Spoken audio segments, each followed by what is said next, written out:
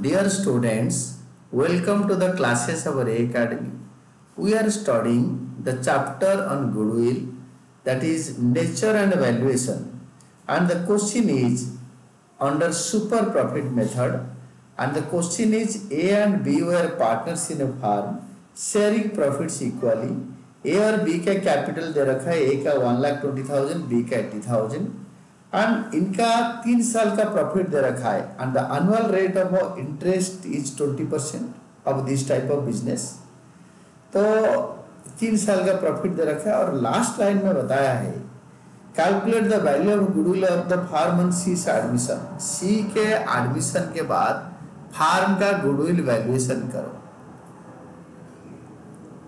सबसे पहले working note में आपको एवरेज प्रॉफिट निकालना होगा, तो that is equal to average profit per year is equal to sum of 3 years total profit by total number of years 3।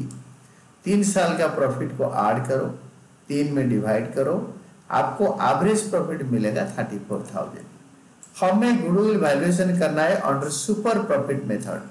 तो super profit method में जब गुडविल वैल्यूएशन करेंगे तो हम फेयर नोट में बनाएंगे कि goodwill under super profit method is equal to super profit into years purchase. ये सुपर प्रॉफिट कैसे निकलेगा ना, average profit minus normal profit, that is average profit minus normal profit into years purchase.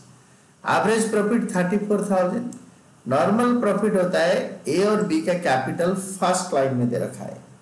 Capital दे रखा है ए का 1,20,000, B का 80,000, तो ए 2 लाख हो गया और 20% is the normal rate of return in this type of business. तो नॉर्मल रेट ऑफ रिटर्न या नॉर्मल प्रॉफिट होता है 2 लाख का 20%, ये है नॉर्मल प्रॉफिट। और एवरेज प्रॉफिट तो 34,000 दे रखा है और 2 साल तक ये सुपर प्रॉफिट अवेलेबल होगा।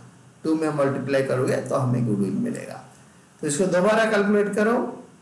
अगेन देखो, सुपर प्रॉफिट से नॉर्मल प्रॉफिट ज्यादा है, एवरेज प्रॉफिट से नॉर्मल प्रॉफिट ज्यादा है, यानी 40,000 प्रॉफिट होना चाहिए, हो रहा है 34। हमारा प्रॉफिट कम हो रहा है, 6,000 रुपये कम हो रहा है, तो नेगेटिव आया, नेगेटिव 6,000। तो नेगेटिव 6,000 मतलब नेगेटिव 12,000 गुडविल है, यानी कंपनी का गुडविल नहीं है। The firm has negative super profit, hence there is no goodwill, and these are all about your answer.